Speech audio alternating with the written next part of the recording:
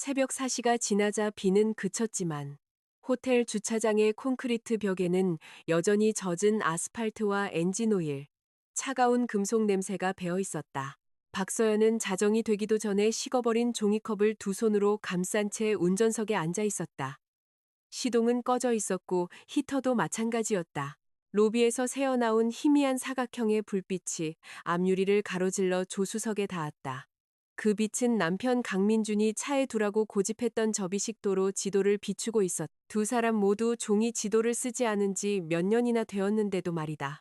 그녀는 전날 밤 8시부터 그곳에 있었다. 오후 8시 7분.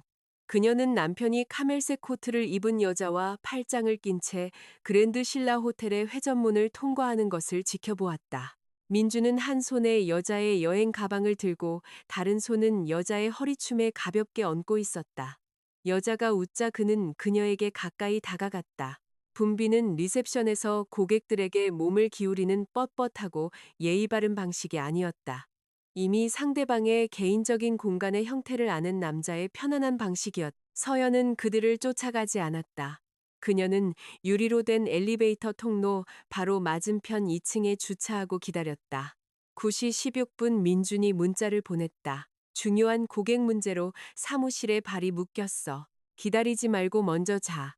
11시 3분 밤새워야 할지도 몰라. 문 잠그고 자. 1시 42분 자. 그녀는 답장 없이 모든 메시지를 읽었다. 10시간 동안 그녀는 호텔 창문의 불빛이 층마다 하나씩 꺼지는 것을 지켜보았다. 그녀는 하역장으로 들어서는 배달 트럭의 수를 셌다. 차양 아래에서 발레 직원이 담배 세개비를 피우는 것을 지켜보았다. 은색 SUV 옆에서 젊은 커플이 다투다가 마치 그 다툼이 전이었던 것처럼 키스하는 것도 보았다. 3시쯤 청소부가 노란색 카트를 밀고 주차장을 지나가며 서연의 어두운 차를 의심스러운 눈초리로 쳐다보았다. 6시 13분, 그녀의 전화기가 다시 빛났다. 밤새 일하고 사무실에서 쓰러졌어. 나 없이 아침 먹어. 9시에 회의 있어. 서연은 그 단어들이 의미를 잃을 때까지 쳐다보았다. 그때 호텔 문이 돌아갔다. 민준이 전날 저녁에 입었던 것과 같은 차콜색 오버코트를 입고 나왔다. 넥타이는 삐뚤어져 있었고 셔츠의 위쪽 단추 2개는 풀려 있었다. 강풍 속에서도 살아남을 만큼 정밀했던 그의 머리카락은 아무렇게나 손가락으로 쓸어 넘겨져 있었다. 최유진이 그를 따라 나왔다. 카멜색 코트는 이제 벨트가 다르게 매어 있었다. 그녀의 머리는 풀려 있었고 한쪽 어깨에서 약간 헝클어져 있었다. 그녀는 서연이 들을 수 없는 말을 했다. 민준이 미소를 지었다. 유진은 손을 뻗어 그의 옷깃을 매만져주고 남편을 출근시키는 아내의 익숙함으로 그의 가슴에서 보풀을 털어냈다. 민주는 그 일이 더 쉽도록 고개를 숙였다. 그 작은 협조가 키스보다 더 아팠다. 서연의 손바닥이 펴졌다. 밤새 손톱으로 생긴 초승달 모양의 자국이 붉게 변해 있었다. 그녀는 5글자를 입력했다. 내려와. 이혼이야. 메시지는 즉시 전송되었다. 길 건너편에서 민준의 전화기가 진동했다. 그는 그것을 흘끗 보더니 어깨가 굳어졌다. 그는 메시지를 2번 읽고는 화재 경보가 배경음악의 일부가 아니었다는 것을 막 깨달은 사람처럼 공황 상태에 빠진 듯 주위를 둘러보았다. 서연이 차에서 내렸다. 아침 공기가 그녀의 울코트를 파고들었다. 10시간의 부동자세 끝에 무릎이 말을 듣지 않는 것 같았지만 그녀는 운전석 문 옆에 똑바로 서서 그가 볼 수 있도록 전화기를 들어 올렸다. 그의 얼굴에서 핏기가 가셨다. 서연아. 외침이 주차장 입구에 부딪혀 울렸다. 유진이 돌아섰. 그녀의 얼굴에 놀라움이 스쳤다가 대부분의 사람들이 놓쳤을 만큼 빠른 계산이 뒤따랐다. 서연은 놓치지 않았다. 그녀는 사람들이 숨기려는 것을 알아차리는 법을 1년 동안 배웠다. 민준이 그녀를 향해 걸어오기 시작했다. 서연은 차에 다시 올라타 시동을 걸고 그가 연석에 닿기 전에 차를 몰았다. 그녀가 지나갈 때 그가 뒤슈리에 손바닥을 한번 쳤다. 서연아, 멈춰. 그녀는 출구 경사로의 시선을 고정했다. 첫 번째 신호등에 닿기도 전에 전화벨이 울리기 시작했다. 그녀는 전화를 거절했다. 다시 울렸다. 그녀는 다시 거절했다. 세 번째 전화가 왔을 때 그녀는 텅 빈 마트 주차장으로 차를 돌려 플라타너스 나무 아래에 주차하고 전화를 받았. 서연아, 내 말 좀 들어봐. 민준의 목소리는 숨이 찼다. 네가 생각하는 그런 게 아니야. 사무실에 있다고 했잖아. 네가 오해할까봐 무서웠어. 그 문장은 대한민국 모든 바람피운 남자들의 가훈으로 인쇄되어야 할 것이다. 숨막히는 침묵이 흘렀다. 민주는 그녀가 자신을 겨냥해 재치 있는 말을 하는 것을 좋아하지 않았다. 그는 그녀의 유머가 부드럽고 자기를 낮추며 저녁 식사 후에나 나오는 것을 선호했다. 유진 씨는 하트웰의 지역 영업이사야. 그 계약은 거의 100억 원 가치라고. 저녁 식사 후에 술을 너무 많이 마셨어. 내가 위층까지 부축해줬고 난 10시간 동안 소파에서 잤어. 내가 뭘 어쨌어야 했는데. 거의 서 있지도 못하는 고객을 혼자 내버려둬. 프런트 데스크에 전화할 수도 있었잖아. 대리운전을 부를 수도 있었고 그녀의 동료 중 한 명에게 전화할 수도 있었지. 그리고 네 아내에게 사실대로 말할 수도 있었어. 그게 네 가지 선택지야. 심각한 수면 부족 상태에서도 내가 생각해낸 거라고. 서연아. 그의 목소리가 날카로워졌다. 우리 12년 동안 함께했고 결혼한 지 5년이야. 정말 하룻밤 일로 그걸 다 버릴 거야? 넌 이해 못해. 그녀는 축축한 주차장에서 카트줄을 끄는 마트 직원을 앞유리 너머로 쳐다보았다. 카트 하나가 몇 걸음마다 끽끽거렸다. 난 거짓말을 이해해. 네가 요즘 의심이 많아서 거짓말했어. 아니, 난 요즘 관찰력이 좋아진 거야. 차이가 있지. 어디 가는 거야? 집에, 짐 싸러. 우리 집에 손대지 마. 그 명령은 너무나 자연스러워서 순간 그녀는 웃음이 나올 뻔했다. 그들의 집, 그들의 삶, 그녀의 결정. 민주는 소유권이 불편해질 때마다 대명사를 바꾸는 재능이 있었다. 오늘 소장 초안을 작성하게 할 거야. 그녀가 말했다. 직장으로 송달될 거야. 넌 변호사도 없잖아. 있어. 또 다른 침묵. 서연아, 드라마 찍지 마. 그녀는 차가운 핸들에 잠시 이마를 기댔다. 한때 그 문장은 그녀가 이성적이라는 것을 증명하기 위해 안달하게 만들었을 것이다. 그녀는 목소리를 낮추고 말을 부드럽게 하며 자신의 눈을 의심하겠다고 자원했을 것이다. 오늘은 아니다. 네가 호텔 방에서 거짓말을 보내는 동안 난 10시간 동안 얼어붙는 주차장에 앉아 있었어. 그녀가 말했다.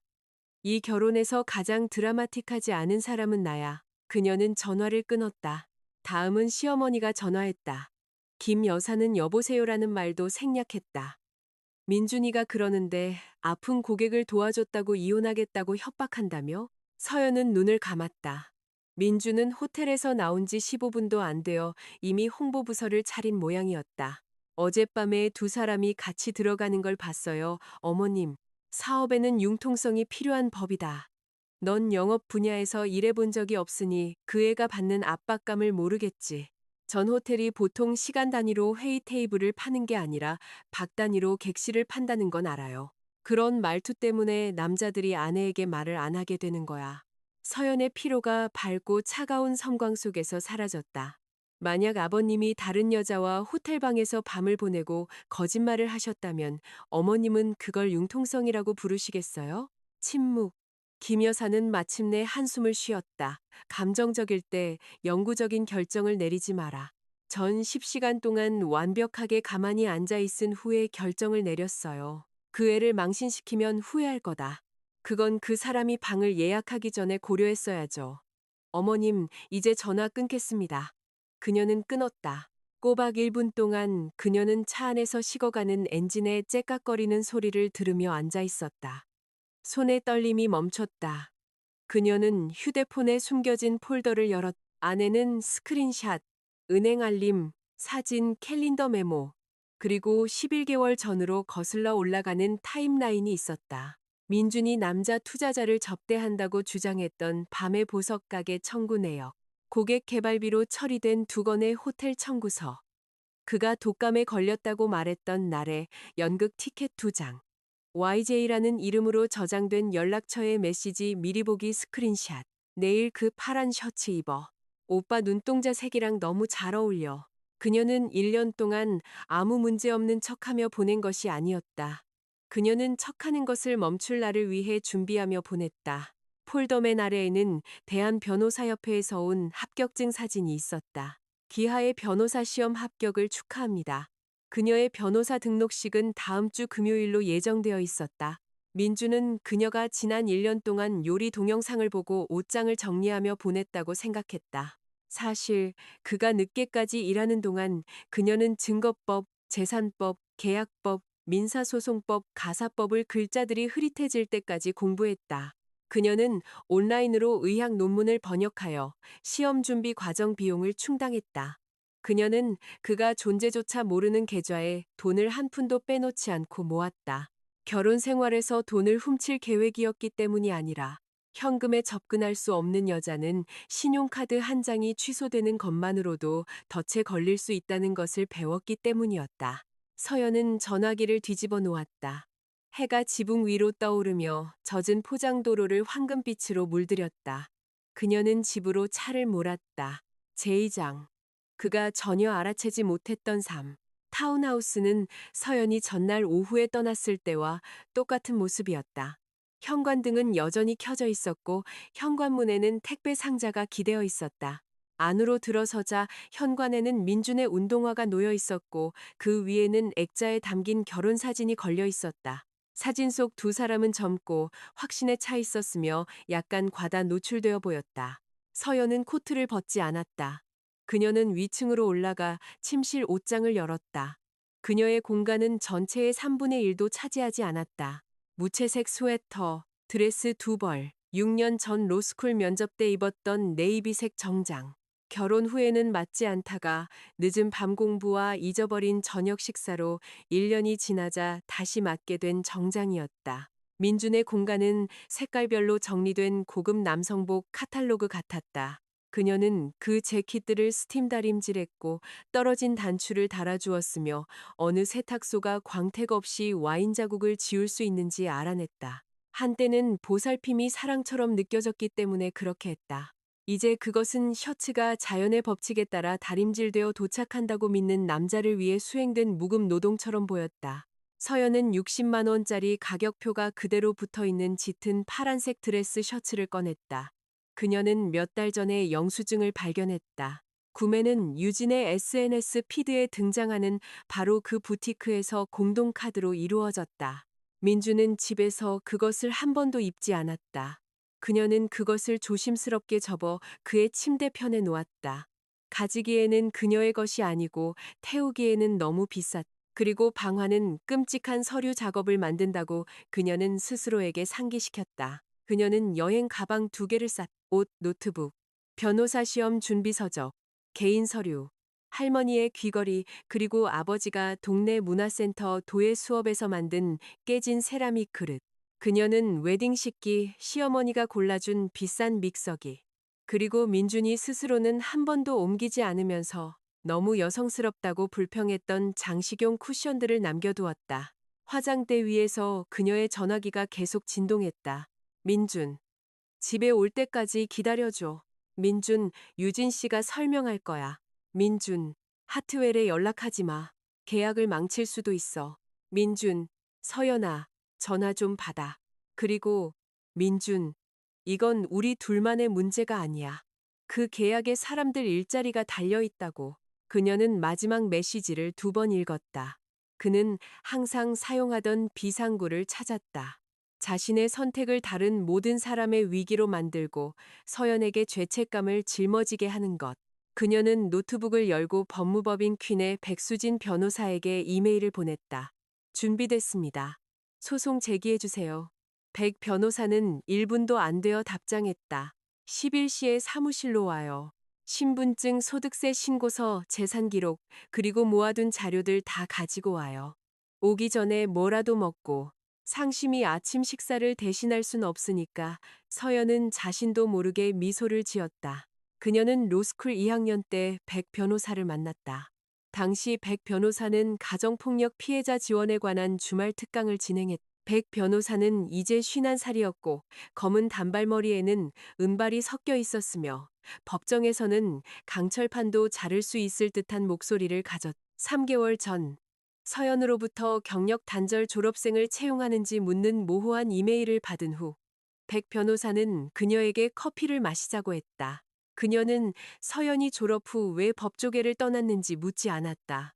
그녀는 단지 변호사 시험 합격하고 다시 와요라고 말했을 뿐이다. 아래층에서 현관문이 열렸다. 서연아. 민준의 발소리가 계단을 너무 빠르게 울렸다. 그는 오버코트 없이 추위에 볼이 상기된 채 침실 문간에 나타났다. 그는 여행 가방을 보고 그 다음 침대 위에 파란 셔츠를 보았다. 그의 얼굴이 변했다. 내 물건 뒤졌어? 가능한 모든 첫마디 중에서 그는 셔츠에 대한 분노를 선택했다. 서연은 두 번째 여행 가방에 지퍼를 올렸다. 우리 공동 카드 명세서에서 영수증 봤어. 일 때문에 산 거야. 그럼 이사회 회의 때 유진 씨가 입을 예정이었어? 그는 움찔했다. 천박하게 굴지 마. 뻔뻔하게 굴지 마, 민준아. 아무 일도 없었다니. 넌 네가 어디 있었는지 거짓말했고 그녀 방에서 밤을 보냈고 그녀가 네 옷깃을 고쳐주는 동안 셔츠는 열린 채로 나왔잖아. 그게 내 버전의 아무 일도 없는 것이라면 내 버전의 헌신은 보고 싶지도 않네. 민주는 두 손으로 얼굴을 문질렀다. 난 소파에서 잤어. 그럼 그 소파가 증언해주겠지. 이거 웃기지 않아. 아니, 세 번째 해명부터 웃겨졌어. 그는 그녀를 향해 한 걸음 다가왔다. 유진 씨는 속상해했어. 하트웰 이사회에서 그녀를 내쫓으려고 하거든.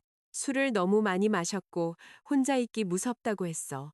그리고 너, 기혼인 납품업체 직원이 서울에서 그녀 침대 옆에 앉아줄 자격이 있는 유일한 인간이었구나. 그녀는 고객이야. 그리고 5월에 네가 보석을 사준 여자이기도 하지. 방안이 고요해졌다. 민준의 시선이 아주 잠깐 바닥 오른쪽으로 떨어졌다. 그것이 그의 버릇이었다. 고등학교 때부터 그의 버릇이었. 서연은 한때 그것이 사랑스럽다고 생각했다. 그건 어떻게 알았어? 고마워. 그녀가 부드럽게 말했다. 그게 오늘 아침 네가 한 첫 번째 정직한 질문이야. 그는 마치 그녀가 다른 언어로 말하는 것처럼 그녀를 쳐다보았다. 서연이 여행 가방을 들었다. 민준이 문 앞을 막아섰다. 넌 수입도 없잖아. 5년 동안 일도 안 했고. 어디로 갈 건데? 거기 있었다. 사랑해도 아니고 미안해도 아니고 제발 떠나지 마도 아니었다. 나 없이 어디로 갈 건데? 서연은 가방을 다시 내려놓았다. 그가 그녀를 막았기 때문이 아니라 그의 얼굴을 똑똑히 보고 싶었기 때문이었다. 월요일부터 법무법인 퀸에서 일 시작해. 그는 눈을 깜박였다. 무슨 일? 변호사 일. 그의 입이 벌어졌다. 나 변호사 시험 합격했어. 그녀가 말을 이었다. 결격사유 조회는 지난달에 끝났고 금요일에 변호사 등록식이야. 시험 본다고 말 안 했잖아. 넌 내가 뭘 하는지 묻지 않았잖아. 난 항상 물었어. 넌 저녁 준비됐냐고 물었고, 내 회색 정장이 세탁소에서 돌아왔냐고 물었고, 왜 새벽 1시에 아직도 깨어있냐고 물었지. 내가 책 읽고 있다고 하면 서재에서 전기 낭비하지 말라고 했고, 그의 얼굴이 붉어졌다. 나한테 이걸 숨겼어. 네가 이용할 수 없는 것을 내가 보호했지. 결혼은 그런 식으로 하는 게 아니야. 서연은 정돈되지 않은 침대, 그녀가 관리했던 옷장, 그녀가 배열했던 액자 속 사진들, 그리고 다른 여자와 밤을 보낸 후 그녀에게 투명성에 대해 설교하는 남자를 바라보았다.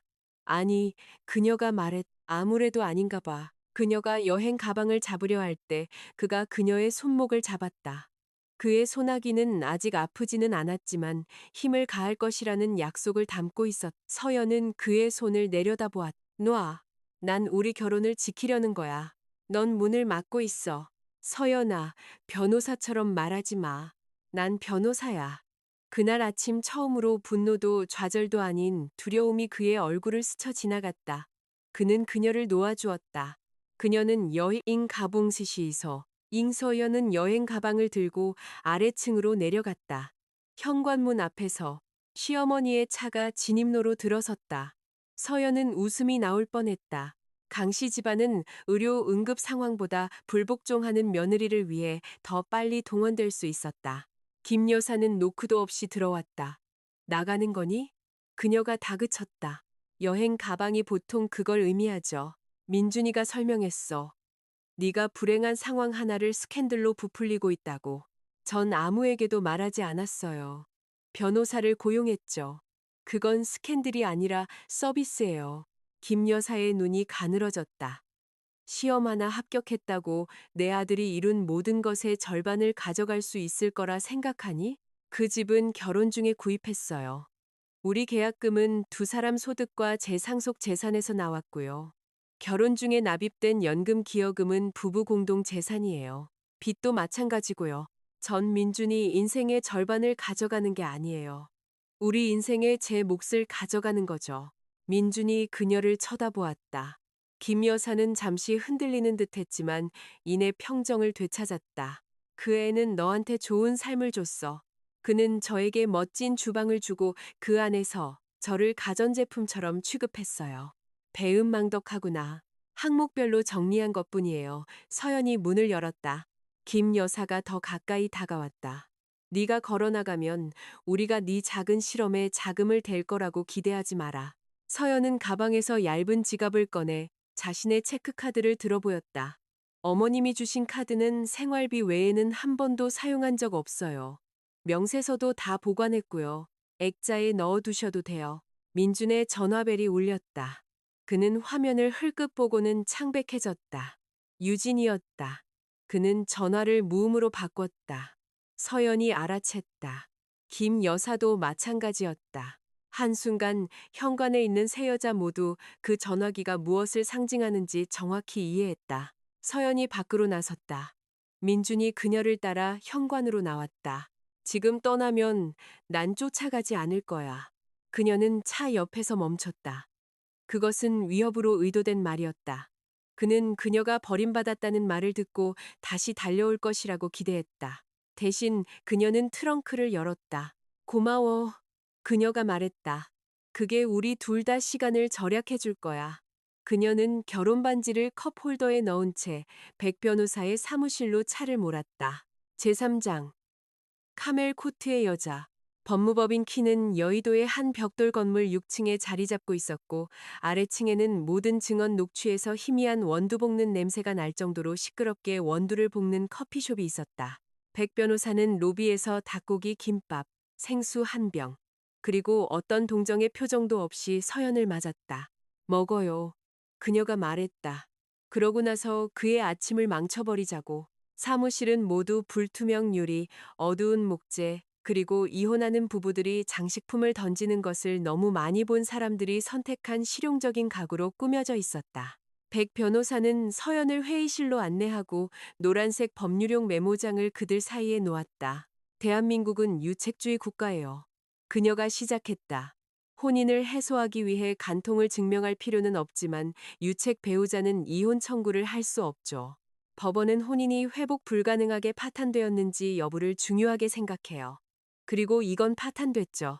하지만 그가 공동 재산을 불륜에 썼거나 재산 신고에서 거짓말을 했거나 사실을 유리하게 이용하려 한다면 불륜은 중요해져요. 우리는 모든 것을 문서화할 거예요. 복수를 하는 게 아니에요. 회계 처리를 하는 거지. 서연이 테이블 위로 USB 드라이브를 밀었다. 백 변호사가 노트북에 꽂았다.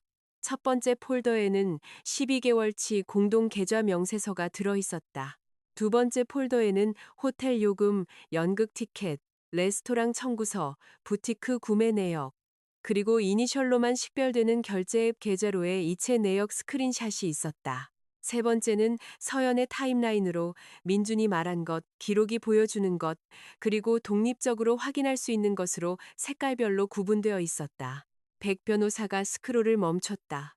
이거 만드는데 얼마나 걸렸어요? 11개월이요. 그리고 그는 당신이 레시피 정리하는 줄 알았다고요? 한 번은 제 레시피 스프레드시트에 왜 기초, 인증, 전문 법칙 예외 같은 열이 있냐고 묻더군요. 법률 테마 컵케이크를 실험하고 있다고 했죠. 백 변호사가 뒤로 기대어 웃었다. 난 순전히 그 컵케이크 때문에 당신을 고용하는 거예요. 웃음이 지나갔다. 그녀는 서류를 다시, 이번에는 더 천천히 검토했다. 훌륭한 작업이에요. 이것 덕분에 미치지 않을 수 있었어요.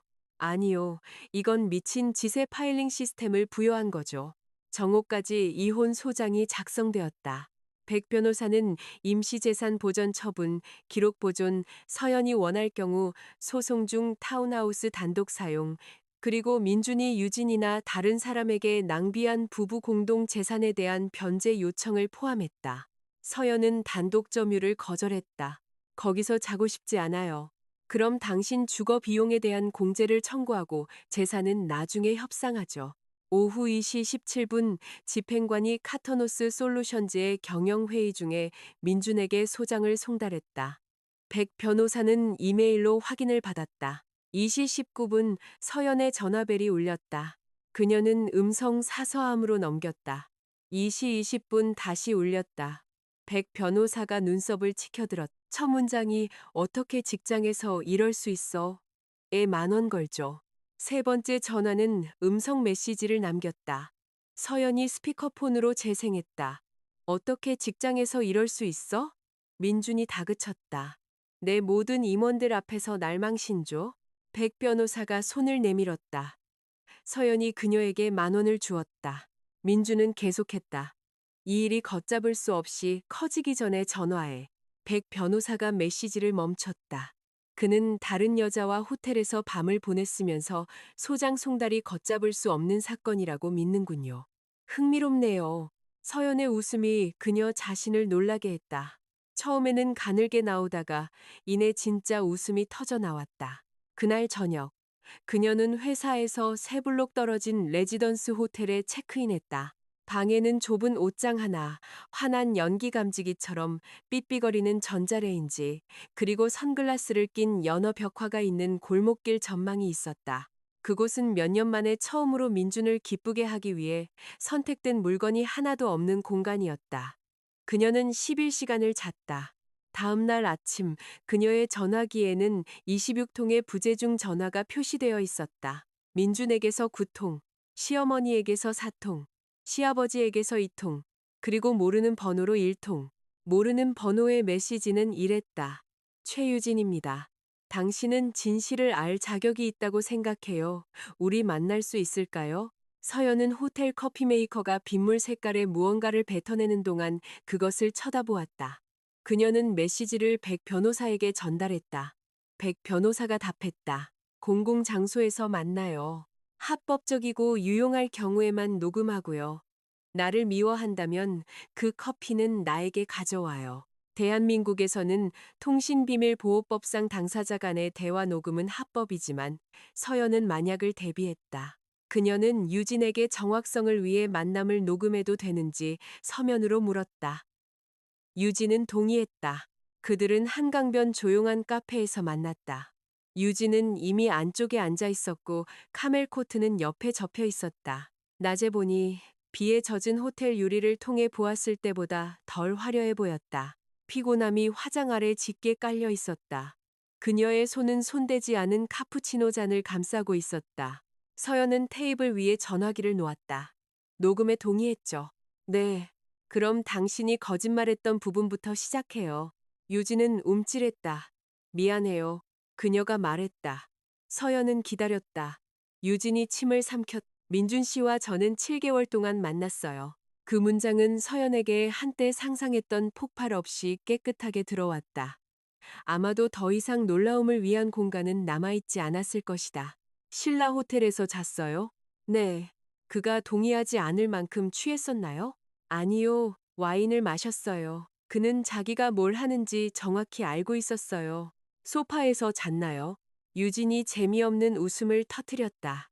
그 방에는 소파가 없었어요. 서연은 고개를 끄덕이며 그것을 적었다. 유진은 메모장을 쳐다보았다. 메모하고 있군요. 전 1년 동안 제가 편집증인지 아닌지 궁금해하며 보냈어요. 메모가 심리치료보다 싸죠. 유진의 입꼬리가 움직였다가 다시 내려갔다. 그 파란 셔츠는 제가 준 거예요. 그녀가 말했다. 아마 7월에 발견했을 은색 타이 클립도 마찬가지고요. 연극 티켓도 제 것이었어요. 저녁 식사 중 일부는 하트웰, 일부는 카터노스, 그리고 일부는 당신의 공동카드로 결제됐죠. 처음에는 공동카드인 줄 몰랐어요. 하지만 그가 결혼한 건 알았잖아요. 네. 그럼 내가 당신이 하는 다른 말을 왜 믿어야 하죠? 증거 없이는 저를 믿으시면 안 되죠. 유진은 가방을 열고 두 번째 전화기를 꺼냈다. 그래서 이걸 가져왔어요. 전화기에는 몇 달치의 메시지가 담겨 있었다. 서연이 착하지만 지루하다고 불평하는 민준. 서연이 자기 삶을 편하게 만들어주고 시어머니가 그 안정을 좋아하며 집 문제가 복잡해질 것이기 때문에 절대 이혼할 수 없다고 말하는 민준. 하트웰이 계약을 갱신하면 유진에게 독점적인 계정 책임자 자리를 약속하는 민준. 서연이 부모님 댁에 방문할 때 만날 수 있는 장소에 대한 캡션과 함께 서연이 관리하는 집, 그녀의 부엌, 그녀의 테라스, 심지어 손님방의 사진을 보내는 민준. 서연의 속이 뒤집혔다. 그는 당신이 그가 어디를 가든 신경 쓰지 않는다고 했어요. 유진이 말했다. 그는 당신들이 거의 말도 안 한다고 했어요. 마치 결혼 생활이 몇 년 동안 죽어 있었던 것처럼 들리게 만들었고, 그게 그와 자는 것을 용납할 수 있게 만들었죠. 아니요. 유진이 고개를 숙였다. 그건 제 자신에게 거짓말하기 더 쉽게 만들었을 뿐이에요. 서연은 목소리를 평탄하게 유지했다. 왜 여기 왔어요? 유진의 손가락이 전화기를 더 꽉 쥐었다. 어제 당신이 소송을 제기한 걸 알았을 때 그가 제 부사장에게 전화해서 제가 그를 쫓아다녔다고 말했기 때문이에요. 제가 하트웰 계약에 영향을 미치기 위해 개인적인 압력을 가했다고 했어요. 오늘 아침에 회사에서 윤리조사를 시작했어요. 그리고 이제 연대감을 발견했군요. 전 그가 먼저 불편해지는 여자를 희생시킬 계획이었다는 걸 발견했어요. 그건 같은 게 아니에요. 아니죠. 유진의 눈에 눈물이 고였지만 그녀는 눈물을 연기하지는 않았다. 아니에요. 그녀는 전화기를 더 가까이 밀었다. 더 있어요. 그는 저에게 우리 메시지를 삭제하라고 했어요. 전했다고 말했죠. 안 했어요. 그는 또한 우리 주말 중 몇 번을 고객 개발 비용으로 제출했어요. 제 식사, 부산 호텔, 스파, 팔찌까지요. 만약 회사에서 이 모든 것을 본다면 전 해고될지도 몰라요. 당신은 납품업체로부터 부적절한 선물을 받고 사업 계약과 관련된 불륜을 숨기는 데 도움을 주었기 때문에 해고될 수 있어요. 유진의 얼굴이 굳어졌다. 알아요. 좋아요. 그 단어는 서연이 의도했던 것보다 더 강하게 밝혔지만 그녀는 그것을 거두지 않았다. 유진은 잿빛 강물을 내다보았다. 그는 당신이 절대 떠나지 않을 거라고 했어요. 그는 당신이 질문을 하지 않기 때문에 상상할 수 있는 최고의 아내라고 했죠. 서연의 펜이 멈췄다. 최고의 아내, 그녀가 반복했다. 그건 당신이 집안일을 하고 그의 부모님이 당신을 좋아하고 당신이 그를 안정적으로 보이게 만들었다는 뜻이었어요. 그는 당신이 경력을 포기했고 갈 곳이 없다고 했어요. 한순간 서연은 민준이 보았던 대로 결혼 생활 전체를 보았다. 파트너십이 아니라 효율적인 합의. 시어머니의 생일을 기억하고 저녁 식사를 관리하고 제안서를 교정하고 고객을 접대하고 그가 흥분을 원할 때 사라져주는 아내. 그녀는 유용한 것을 소중히 여겨지는 것으로 착각했다. 진술서를 작성해 줄 건가요? 서연이 물었다. 유진이 눈을 깜박였다. 네. 전화기를 보존하고 포렌식 복사를 허용할 건가요? 네. 증인으로 소환되면 증언할 건가요? 유진은 망설이다가 고개를 끄덕였다. 서연이 공책을 닫았다. 이것이 우리를 친구로 만들지는 않아요. 알아요. 이것이 당신이 한 일을 지우지는 않아요. 알아요. 그리고 만약 당신이 거짓말을 하면 백수진 변호사가 당신이 경험에 대해 감사하게 될 정도로 정중하게 당신을 해체할 거예요. 유진은 거의 미소를 지을 뻔했다. 그럴 것 같네요. 서연이 일어섰다. 왜 저를 돕는 거죠? 그녀가 마지막으로 한 번 더 물었다. 유진은 두 번째 전화기를 보았다. 제가 선택받았다는 것이 저를 특별하게 만든다고 생각할 만큼 어리석었기 때문이에요. 그러다 그가 멀쩡한 서스펜션을 가진 첫 번째 버스 아래로 저를 던지려고 했죠. 그 대답은 적어도 진실하게 들렸다. 서연은 두 사람의 커피값을 계산하고 떠났다. 밖은 한강에서 불어오는 바람이 눈물을 흘릴 만큼 날카로웠다. 그녀는 백 변호사에게 전화했다. 증인을 확보했어요. 그녀가 말했다. 그리고 기업 윤리 문제도요. 선물 비용, 허위 경비 처리, 계약과 관련된 약속들. 백 변호사는 잠시 침묵했다. 모든 걸 가져와요. 그녀가 말했다. 그리고 서연 씨, 네, 축하해요. 당신의 이혼은 이제 그의 사적인 불편함이기를 멈췄어요. 제사장, 송달, 증거 개시, 그리고 다른 형태의 로맨스. 서연은 금요일 아침 모든 사람을 약간 죄인처럼 보이게 만드는 형광등 아래에서 변호사 선서를 했다. 그녀의 부모님은 선서식을 위해 대전에서 올라오셨다. 어머니는 판사가 선서를 끝내기도 전에 우셨다. 아버지는 서연의 로스쿨 졸업식 때 입었던 것과 같은 네이비색 블레이저를 입고 아직 만내라고 속삭였는데 단추가 생사를 걸고 싸우고 있다는 사실은 아무도 언급하지 않을 정도로 자랑스러워 하셨다. 선서식이 끝난 후 백 변호사는 서연에게 작은 상자를 건넸다. 안에는 박서연 변호사라고 새겨진 평범한 은색 펜이 있었다. 서연은 글자 위로 엄지손가락을 움직였다. 이걸로 당신의 삶을 개선하는 것들에 서명해요. 백 변호사가 말했다. 수임 계약서, 신청서, 아니면 배달 음식 영수증 같은 거요. 서연은 월요일에 신입 변호사로 업무를 시작했다. 그녀의 첫 업무들은 드라마틱하지 않았다. 그녀는 증거 개시 답변서를 정리하고 은행 기록을 요약하고 다툼이 있는 개에 대한 신청서를 작성했으며 가사법이 놀라울 정도로 많은 시간을 테라스 가구에 대해 논의하는 데 사용한다는 것을 배웠다. 점심시간에 백 변호사의 공동 대표이자 사무실의 상주 낙천주의자인 김도윤 변호사가 그녀에게 환영 샌드위치를 원하는지 물었다. 그거 증거물인가요? 서연이 물었다.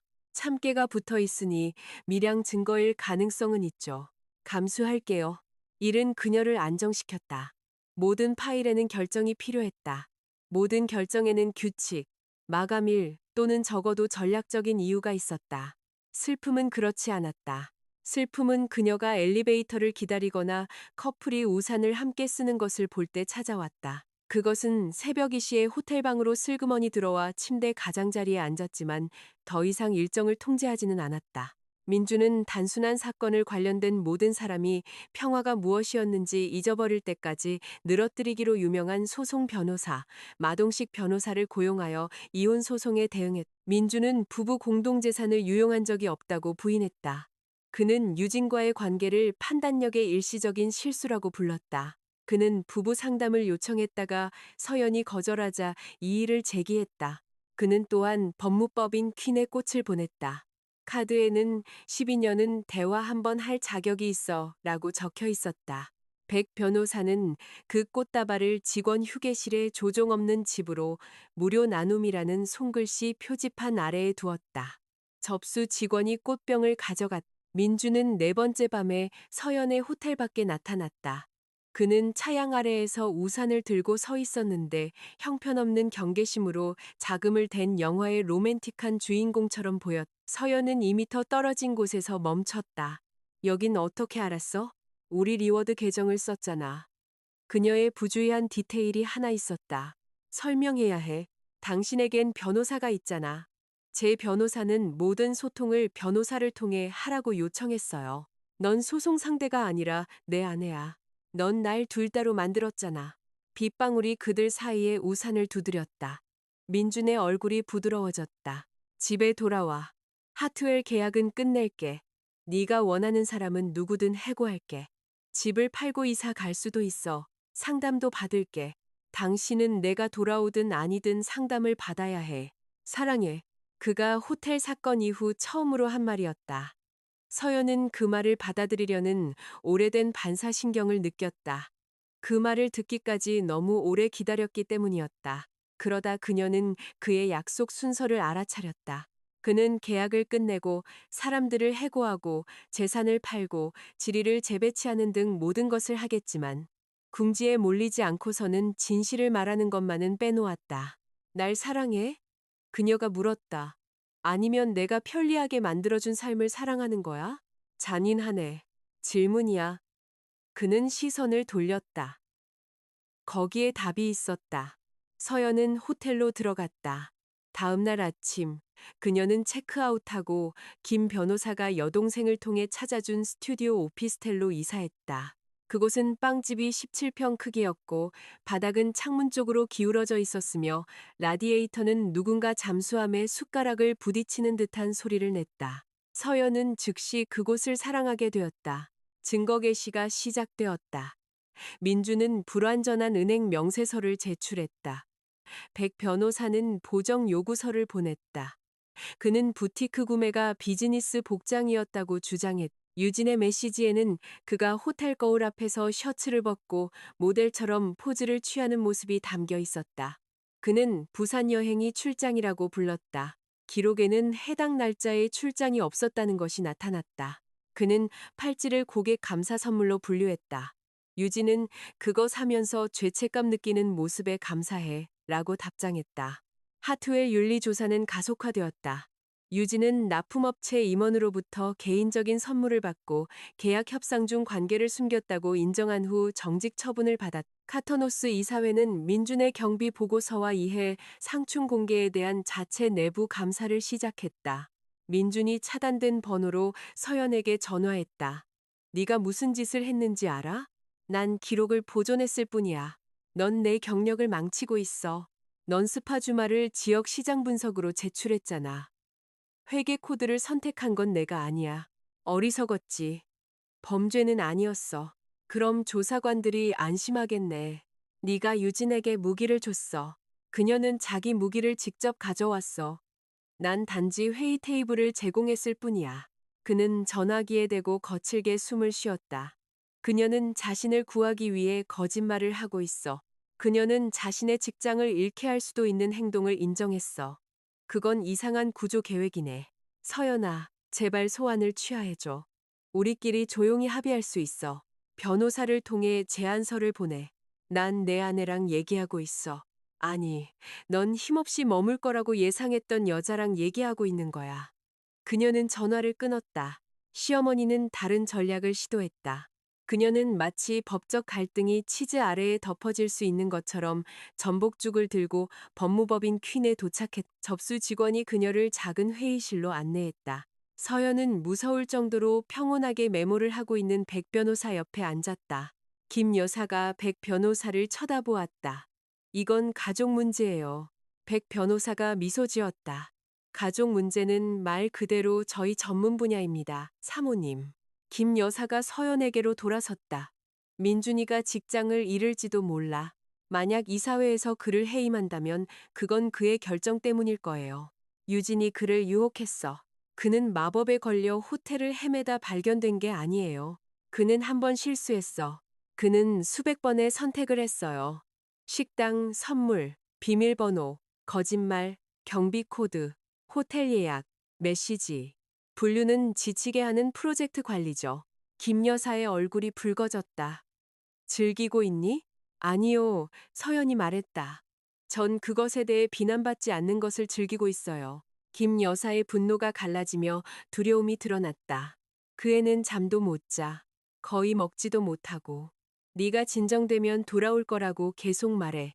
그건 그가 여전히 제 명확함을 기분 탓이라고 믿기 때문이에요. 너희는 어릴 때부터 함께 자랐잖아. 우리 뒷마당의 잡초들도 그랬죠. 역사는 정원을 질식시키는 것을 계속 유지할 이유가 되지 않아요. 백 변호사가 미소를 감추며 재빨리 고개를 숙였다. 김 여사가 테이블 위로 전복죽을 밀었다. 적어도 이건 가져가라. 서연이 호일로 덮인 그릇을 흘끗 보았다. 이게 뭐예요? 전복죽. 민준이가 만들었어요? 물론 아니지. 그럼 그는 여전히 배우지 못하고 있네요. 김 여사는 전복죽을 들고 떠났다. 2주 후 카터노스는 민준을 직위 해제했다. 회사 발표는 임원 행위, 경비 및 납품업체 관계에 대한 지속적인 감사를 이유로 들었다. 하트웰은 계약 갱신을 중단했다. 유진은 고용주가 그녀가 이해 상충 규칙을 위반하고 오해의 소지가 있는 출장 보고서를 제출했다고 결론 내린 후 해고되었다. 그녀는 서연에게 단 하나의 메시지를 보냈다. 전 대가를 치를 만했어요. 그는 여전히 모든 것이 당신 탓이라고 말해요. 서연이 답장했다. 그럼 그는 아무것도 배우지 못했네요. 유진이 다시 썼다. 아니요, 하지만 저는 배웠어요. 서연은 답장하지 않았다. 어떤 교훈은 우정을 필요로 하지 않았다. 첫 번째 임시 처분 심리에서 민주는 서연이 사준 정장을 입고 법정 맞은편에 앉아 있었다. 그는 더 말라 보였다. 마동식 변호사는 서연이 혼인 공동주택을 유기했으며 새로운 임대료를 부담하면서도 주택담보대출의 절반을 계속 지불해야 한다고 주장했다. 백 변호사가 일어섰다. 박서연 씨는 강민준 씨의 지속적인 불륜을 발견한 후, 그리고 그가 침실을 떠나는 것을 물리적으로 막은 후에 집을 떠났습니다. 그녀는 공동 의무에 자신의 몫을 변호사 신탁 계좌에 계속 입금해 왔습니다. 한편 강민준 씨는 부부 공동 자금 중 4천만 원 이상을 혼외 관계에 사용했습니다. 판사가 안경을 고쳤었다. 4천만 원이요? 백 변호사가 증거 자료집을 건넸다. 지금까지 문서화된 것만입니다. 민준이 변호사에게 몸을 기울여 다급하게 속삭였다. 판사는 양 당사자에게 자산 보전을 명령하고 비정상적인 인출을 금지했으며 민준에게 문서화된 불륜 지출의 일부를 부부 공동 재산에 변제하도록 요구하고 사건 일정을 정했다. 법정 밖에서 민준이 엘리베이터 근처에서 서연을 따라잡았다. 모든 저녁 식사를 추적했어. 대부분. 영화 티켓도 추적했어. 응. 팔찌도 추적했어. 놓치기 어려웠지. 유진이 감사를 아는 남자도 있지. 라는 캡션과 함께 올렸으니까. 민준이 눈을 감았다. 서연아, 넌 대체 누구야? 엘리베이터가 도착했다. 그녀가 안으로 들어섰다. 12년 동안 내 옆에 서 있던 사람이야. 그녀가 말했다. 넌 그냥 쳐다보지 않았을 뿐. 제호장, 증언 녹취. 1월이 되자 서연은 소송이 두 가지 양립할 수 없는 방식으로 시간을 측정한다는 것을 배웠다. 마감일은 무서운 속도로 다가왔고 그 외 모든 것은 바퀴 하나가 고장난 쇼핑 카트처럼 움직였다. 이혼은 대한민국 법에 따라 최소한의 숙려 기간을 거쳐야 확정될 수 있었고 민준의 변호인단은 가능한 모든 시간을 사용했다. 그들은 기간 연장을 요청하고 재산 명시를 수정하고 증인 소환에 이의를 제기했으며 마치 서연이 부엌 식탁에서 역외 제국을 운영했던 것처럼 그녀의 소소한 프리랜서 수입에 대한 문서를 요구했다. 서연은 모든 것을 제출했다. 그녀는 번역 플랫폼의 계약서, 월 평균 200만 원의 입금 내역, 변호사 시험 준비 과정, 시험 응시료, 책, 그리고 민준이 새 것은 불필요한 사치라고 말했기 때문에 중고로 구입한 노트북에 대한 영수증을 제출했다. 그녀는 심지어 색깔별로 정리된 스프레드시트까지 제출했다. 마동식 변호사는 그녀의 증언 녹취 중에 그것을 쳐다보았다. 이 문서를 남편 모르게 유지했습니까? 개인 재무 기록을 유지했습니다. 남편의 불륜을 의심했기 때문입니까? 그가 저에게 말한 것과 일치하지 않는 청구 내역이 우리 계좌에 나타났기 때문입니다. 그래서 그를 감시했군요. 제 이름이 있는 계좌의 명세서를 읽었을 뿐입니다. 마 변호사가 안경을 고쳤었다. 이 기간 동안 남편을 사랑했습니까? 백 변호사의 고개가 들렸다. 관련성 있습니다. 박서연 씨가 이혼을 계획하고 결혼 생활에서 재정적으로 자신을 분리했는지 여부를 탐색하는 중입니다. 서연은 백 변호사가 더 이상 이의를 제기하기 전에 대답했다. 사랑했어요. 그래서 그 숫자들이 말하는 것을 받아들이는데 11개월이나 걸린 거예요. 마 변호사는 잠시 멈췄다. 회의 테이블 건너편에서 민주는 읽을 수 없는 표정으로 그녀를 지켜보고 있었다. 그는 내부 감사에서 반복적인 정책 위반과 허위 경비 증명이 발견된 후 최고 상업 책임자 CCO에서 공식적으로 해임되었다. 카터노스는 그를 완전히 해고하지는 않았다. 이사회 멤버인 그의 아버지가 사임을 협상했다. 보도 자료는 민준의 수년간의 봉사에 감사를 표했는데 이는 재계에서 퇴임과 의례적인 희생 모두에 사용하는 표현이었다. 그의 월급은 줄었지만 변호사 비용은 그렇지 않았다. 마 변호사가 테이블 위로 또 다른 증거물을 밀었다. 소송 제기 10개월 전에 개인 은행 계좌를 개설했군요. 네. 거기에 부부 공동 수입을 입금했습니까? 아니요. 제 프리랜서 수입을 입금했습니다. 혼인 중에 얻은 수입은 부부 공동 재산입니다. 네, 그래서 제 재산 명시에 나타나 있고 추적이 가능한 겁니다. 강민준 씨가 최유진 씨와 주말을 보내기 전에 인출한 현금과는 다르죠. 백 변호사가 서연의 소매를 건드렸다. 상대방 변호사와 다투지 말라는 미묘한 신호였다. 마 변호사의 입이 굳어졌다. 강민준 씨에 대해서는 나중에 다루겠습니다. 우리 모두가 여기 있는 이유가 그것인 줄 알았는데요. 민준이 의자에서 몸을 움직였다. 증언 녹취는 4시간 동안 계속되었다. 서연은 침착함을 유지했다. 그녀는 사실인 것을 인정했다. 변호사 시험 준비를 숨겼고 자신의 수입을 저축했으며 호텔 사건 이전에 이별을 준비했다. 그녀는 사실이 아닌 것, 즉 증거를 조작했거나 유진을 조종했거나 민준의 경력을 벌주기 위해 이혼을 추구했다는 것을 부인했다. 마지막에 마 변호사가 물었다. 만약 강민준 씨가 소송 제기 전에 솔직하게 털어놓았다면 당신은 남았을 겁니까? 서연은 민준을 보았다. 그는 거의 알아챌 수 없을 정도로 앞으로 몸을 기울였. 모르겠어요. 그녀가 말했다. 하지만 그는 제가 진실에 근거하여 결정할 기회를 한 번도 주지 않았어요. 처음으로 민주는 상처받은 대신 부끄러운 표정을 지었다. 그의 증언 녹취는 이틀 후에 있었다. 서연은 참석할 의무가 없었지만 참석했다. 백 변호사는 의뢰인들이 침묵을 지킬 수만 있다면 자신의 삶에 영향을 미치는 답변을 들을 자격이 있다고 믿었다. 민주는 자신의 서면 진술서와 모순되는 말을 하기까지 23분이 걸렸다. 그는 처음에 유진이 그에게서 선물을 받은 적이 없다고 증언했다. 백 변호사는 팔찌 영수증과 사이즈를 논의하는 메시지를 보여주었다. 그는 그것을 고객 경품 추첨을 위해 구입했다고 말했다. 백 변호사는 민준의 손 옆에서 저녁 식사 때 그것을 착용하고 있는 유진의 사진을 제시했다.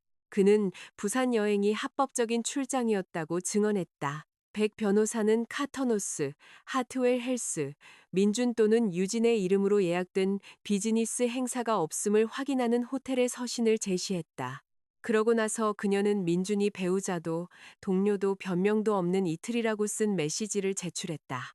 그는 불륜이 호텔 사건 3개월 전에 시작되었다고 증언했다. 백 변호사는 7개월 전에 레스토랑 영수증을 유진이 제공한 사진 옆에 놓았다. 같은 날짜, 같은 자리, 민준이 유진의 어깨에 팔을 두르고 있고 결혼 반지는 빼고 있었다. 강민준 씨, 백 변호사가 말했다. 사진이 시간을 거슬러 여행했다고 주장하시는 겁니까? 마 변호사가 어조에 대해 이의를 제기했다. 속기사가 주먹에 대고 기침했다. 민준의 평정심이 흐트러졌다. 그녀가 날 쫓아다녔어요. 그가 말했다. 내가 결혼한 걸 알면서도 계약을 이용해서 날 계속 엮이게 했어요. 그녀가 당신 휴대폰으로 메시지를 보내도록 강요했습니까? 아니요. 그녀가 당신 아내에게 거짓말하도록 강요했습니까? 아니요. 그녀가 회사 징계의 위협을 받으며 경비 증명서에 서명하도록 강요했습니까? 아니요. 그녀가 호텔방에서 하룻밤을 묵도록 강요했습니까? 아니요. 그럼 당신이 책임지는 행동을 명확히 밝히세요. 민준이 서연을 보았다. 마 변호사가 백 변호사에게 대답하라고 지시했다. 제가 실수했어요. 들이라고 복수형을 쓴 건 진전이네요. 백 변호사가 말했다. 그것들을 말해보세요. 그는 말하지 못했다. 증언 녹취 후 서연은 화장실로 가서 칸막이 안에 자신을 가두었다. 손이 너무 심하게 떨려서 전화기를 떨어뜨렸다. 승리는 승리처럼 느껴지지 않았다. 세부 사항들이 소리내어 말해지자 분류는 작아지는 대신 더 커졌다.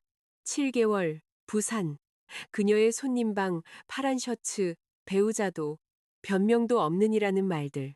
그녀는 두 손바닥을 눈에 대고 타일로 된 방이 기울어지는 것을 멈출 때까지 숨을 쉬었다. 그녀가 나왔을 때 백 변호사가 세면대 옆에서 기다리고 있었다. 괜찮아요. 서연이 말했다. 아무도 괜찮으라고 한 적 없어요. 그 단순한 문장이 무언가를 깨뜨렸다. 서연은 울었다.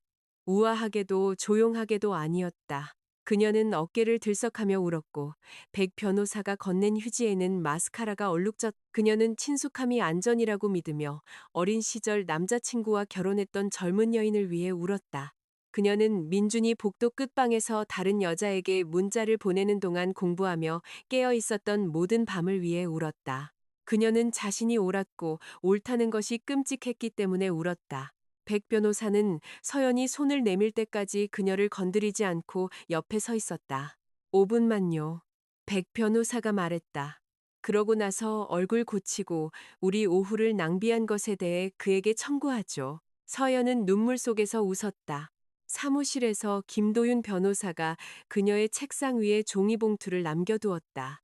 안에는 시나몰롤과 메모가 있었다. 증언 녹취는 약사 0칼로리를 소모합니다. 이건 과학이에요. 조사하지 마세요. 그녀는 그것을 전부 먹었다. 유진의 증언 녹취는 다음 주에 있었다. 그녀는 서연이 기억하는 세련된 모습 없이 도착했다. 그녀의 회사는 그녀를 해고했고 하트웰의 조사 보고서는 그녀가 조달 규칙을 위반하고 부적절한 선물을 받았으며 오해의 소지가 있는 경비 제출에 참여했다고 결론 내렸다. 그녀는 자신의 변호사를 고용했고 추가적인 민사소송을 피하기 위해 몇 가지 항목의 변제를 협상했다. 선서하에 그녀는 불륜, 선물, 여행, 그리고 민준의 결혼에 대한 인지를 인정했다. 마 변호사는 그녀를 복수심에 불타는 전 애인으로 묘사하려고 했다. 최유진 씨, 당신은 강민준 씨와의 행동 때문에 직장을 잃었죠. 맞습니까? 네. 그리고 그를 비난하는군요. 전 우리 둘 다를 비난해요. 복수를 원하죠. 전 기록이 저를 자신이 뭘 하고 있었는지 아는 유일한 어른으로 만드는 것을 멈추길 원해요. 마 변호사가 눈살을 찌푸렸다. 그게 무슨 뜻입니까? 그건 민준 씨가 아내에게는 혼란스러웠다고 말하고, 어머니에게는 제가 유혹했다고 말하고, 이사회에는 거절할 수 없는 고객이었다고 말하고, 저에게는 서연 씨가 기본적으로 룸메이트라고 말했다는 뜻이에요. 그는 모든 청중을 위해 다른 순수함을 가지고 있었죠. 서연은 자신의 반응을 숨기기 위해 고개를 숙였다. 유진이 계속했다. 제가 틀렸어요. 그가 결혼한 걸 알았죠. 선택받았다는 느낌을 즐겼어요. 또한 아내를 배신한 남자는 자신을 보호하기 위해 당신도 배신할 것이라는 것을 배웠어요. 그것은 구원이 아니었다. 그것은 책임이었다. 늦고 비싼 건물 밖에서 유진이 서연에게 다가왔다. 제 변호사 말이 당신 쪽에서 일부 선물에 대해 저에게 변제를 요구할 수도 있다고 하더군요. 그건 변호사를 통해 처리될 거예요. 이해해요. 유진이 머리카락을 귀 뒤로 넘겼다. 전 부산으로 이사 가요. 언니가 작은 회사에서 일자리를 찾아줬어요. 서연은 아무 말도 하지 않았다. 용서를 기대하지 않아요. 좋아요. 유진은 그 일격을 받아들이며 고개를 끄덕였다. 어쨌든 직장을 잃은 건 당연한 일이었어요. 환상을 잃는 것이 더 나빴죠. 그 부분은 공짜였고요. 유진은 짧고 슬픈 미소를 짓고 떠났다. 조정 기일은 3월로 예정되었다. 시작하기 전에 민주는 서연에게 결혼식 날 사진을 보냈다. 그 아래에 그는 이렇게 썼다. 우리 한때는 행복했어. 그건 무언가 의미가 있어야 해. 서연은 사진을 보았다. 그녀는 아이보리색 실크 드레스와 희망을 입고 있었다. 민주는 마치 미래가 그들의 것인 것처럼 그녀를 바라보았다. 그녀는 답장을 입력했다가 지우고 대신 그 메시지를 백 변호사에게 전달했다. 백 변호사가 답했다. 그건 역사로 의미가 있죠. 반복에 대한 동의가 아니라. 서연은 전화기를 치우고 조정실로 들어갔다. 제6장. 그 집의 가치. 조정기일은 3월의 어느 흐린 월요일, 카펫이 오트밀의 색과 감정적 에너지를 가진 법원 별관에서 열렸다. 조정위원인 은퇴한 판사 마은혜는 당사자들을 다른 방으로 분리했다. 서연은 백수진 변호사, 김도윤 변호사와 함께 앉았다. 민주는 복도 건너편에서 마동식 변호사, 그리고 변호사의 명백한 조언에도 불구하고 시어머니와 함께 앉았다. 그의 어머니가 참석했군요. 김 변호사가 물었다. 백 변호사가 커피를 따랐다. 어떤 사람들은 재무 전문가를 데려오고 어떤 사람들은 감정적인 포병을 데려오죠. 재산 분쟁은 타운하우스를 중심으로 이루어졌다. 서연의 상속 재산이 계약금의 40%를 제공했다. 민준의 월급이 서연이 집을 관리하고 그의 경력을 지원하며 나중에 소소한 프리랜서 수입을 버는 동안 주택담보대출의 대부분을 지불했다. 대한민국 민법상 혼인 중 공동의 노력으로 형성된 재산은 분할 대상이었고 법원은 각자의 기여도 당사자의 경제적 상황 그리고 공정한 결과를 위한 필요성을 고려할 수 있었다. 서연은 집을 유지하겠다고 고집하지 않았다. 그녀는 지분을 원했다. 민주는 조정위원에게 말했듯이 체면을 상징하기 때문에 집을 원했다. 마 판사가 서연의 방으로 돌아왔을 때 백 변호사가 번역했. 그는 이웃들이 이사 트럭을 보는 것을 원하지 않기 때문에 집을 원해요. 마 판사는 미소 짓지 않았지만 그녀의 눈은 웃고 있었다. 민준의 첫 번째 제안은 서연에게 순자산의 35%, 그녀의 개인 계좌, 그리고 불륜 비용에 대한 변제 없음을 주는 것이었다. 그 대가로 그는 상호 비밀 유지와 호텔 사건이 오해였다는 진술서를 요청했다. 서연은 제안서를 한번 읽었다. 아니요. 마 판사가 고개를 끄덕였다. 반대 제안하세요. 제 특유재산 기여도를 고려한 순자산의 55%, 문서화된 혼외 지출에 대한 공동재산으로의 변제, 혼인 중 발생한 연금의 동등한 분할, 각 당사자는 별거 후 수입을 유지하고 중립적인 표현만 사용. 전 거짓말에 서명하지 않을 거예요. 백 변호사는 민준의 불완전한 재산 명시로 인해 발생한 변호사 비용을 추가했다. 조정위원이 떠났다. 30분 후 그녀가 돌아왔다. 민준은 45%를 제한하고 불륜 지출을 일상적인 접대비라고 불렀다. 김 변호사가 스프레드시트를 보았다. 분명히 일상적인 접대비에는 달빛 커플 리뉴얼이라는 100만 원짜리 스파 패키지가 포함되어 있군요. 아마 진흙탕에서 계약에 대해 논의했나 보죠. 서연이 말했다. 백 변호사는 제안을 거절로 표시했. 정오에 김 여사가 허락 없이 서연의 방으로 들어왔. 강 여사님, 백 변호사가 일어서며 말했다. 여기 계시면 안 됩니다. 김 여사는 그녀를 무시했다. 서연아, 이제 그만해. 민준이는 직장을 잃었고 유진이도 직장을 잃었어. 온 동네가 너희 사생활을 다 알아. 얼마나 더 벌을 줘야겠니? 서연이 샌드위치를 내려놓았다. 이건 벌이 아니에요. 재산 분할이죠. 넌 절반 이상을 원하잖아. 전 계약금에 특유 재산을 기여했고 민준이는 공동재산을 불륜했었어요. 결혼은 장부가 아니야. 아드님이 내연녀의 마사지 비용을 회사와 우리 신용카드로 청구했을 때 장부가 되었죠. 김 여사의 입이 굳어졌다. 그 애는 망가졌어. 저도 그랬어요. 넌 이제 직업도 있고 친구도 부모님도 있잖아.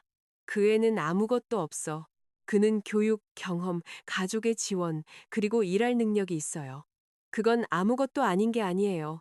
단지 그가 유지할 거라고 예상했던 것보다 적을 뿐이죠.